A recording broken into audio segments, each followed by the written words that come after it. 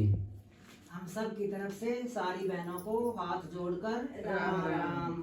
आज आपको भाद्रपद शुक्ला वामन एकादशी कथा सुना रहे हैं, कृपया करके ध्यानपूर्वक सुनिए। युधिष्ठिर बोले, भाद्रपद शुक्ल पक्ष की एकादशी का क्या नाम है, कौन देवता है, क्या विधि है और क्या पुण्य है, सो हमसे कहो।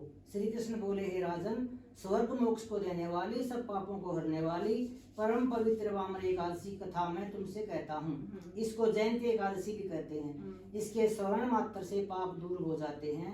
अश्वमेध यज्ञ का फल भी इसके व्रत से बड़ा नहीं है। इस जयंती का व्रत पापियों के पापों को दूर करने वाला है। इस एकादशी को सहन करते हुए भगवान ने करवट ली है, इसी से इसको परिवर्तनीय एकादशी कहते हैं। युधिष्ठिर बोले, हे प्रभु, मुझको बड़ा संदेह है, उसको दूर करिए। हे देवेश, आप कैसे सहन करते हैं और किस प्रकार करवट लेते हैं? आपने बलि राजा को क्यों बांधा था? हे प्रभु, चातुर्मास्य का व्रत करने की कौन सी विधि है? जगत के स्वामी, आपके सहन करने पर मनुष्य क्या करते हैं? हे प्रभु, ये विस्तार पूर्वक मुझसे कहिए और मेरे संदेह को दूर कीजिए। श्री कृष्ण बोले, हे राजन, इन पापों को दूर करने वाली कथा सुनो। हे नृप, पहले त्रेता युग में बलि नाम का दैत्य था। वह भक्ति में तत्पर होकर नित्य प्रति मेरा पूजन करता था, परंतु उस महात्मा ने इंद्र से बैर करके मेरा दिया हुआ इंद्रलोक जीत लिया। फिर देवता और ऋषियों को लेकर इंद्र प्रभु के पास गए, सुंदर वचनों से मेरी स्तुति की और देवताओं के साथ बृहस्पति जी ने मेरा अनेक बार पूजन किया। इसलिए मैंने 5वां अवतार वामन रूप से धारण किया। संपूर्ण ब्रह्मांड जिसमें स्थित है, ऐसे उग्र रूपधारी वामन ने सत्य में तत्पर राजा बलि को जीत लिया। युधिष्ठिर बोले, आपने वामन रूप से असुर बलि राजा को कैसे जीत लिया? यह कथा विस्तार पूर्वक कहिए, मैं आपका भक्त हूँ। श्री कृष्ण बोले, मैंने ब्रह्मचारी बालक का रूप धारण करके बलि राजा से प्रार्थना की कि मुझे 3 पग भूमि दीजिए, वह मुझको तीनों लोगों के समान होगी। हे राजन, यह दान मुझको देना चाहिए, इसमें कुछ विचार नहीं करना चाहिए। मेरे ऐसे कहने पर राजा ने 3 पग भूमि दान कर दी। संकल्प करते ही मैंने एक पैर से तो पृथ्वी नाप ली और दूसरे से स्वर्ग नाप लिया। हे राजन, अब मेरे तीसरे पैर के लिए स्थान बतलाओ। इस तरह मेरे कहने पर राजा ने अपना मस्तक दे दिया। तब मैंने उसके माथे पर एक पैर रख दिया।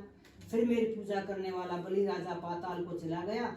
उसको नर्म देखकर मैं प्रसन्न हो गया और उससे कहा कि हे राजा, मैं सदा तुम्हारे समीप रहूंगा। मेरी एक मूर्ति बलि राजा के आश्रम में निवास करती है और दूसरी मूर्ति क्षीर सागर में शेष जी के ऊपर शयन करती है।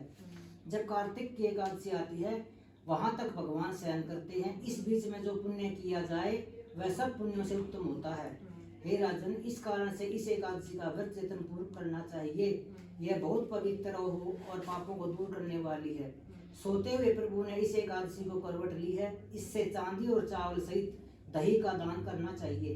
हे राजन, सब पापों को नष्ट करने वाली, इस लोक में सुख और अंत में मोक्ष देने वाली इस सुंदर एकादशी के व्रत को जो करता है, वह देवलोक में जाकर चंद्रमा की तरह प्रकाश करता है। जो मनुष्य के पापों को हरने वाली इस कथा को सुनता है, उसको 1000 अश्वमेध यज्ञ का फल मिलता है। बोलो एकादशी मैया की जय, कृष्ण भगवान की जय, गोविंद गोपाल की जय। श्री कृष्ण गोविंद हरे मुरारी, हे नाथ नारायण वासुदेवा।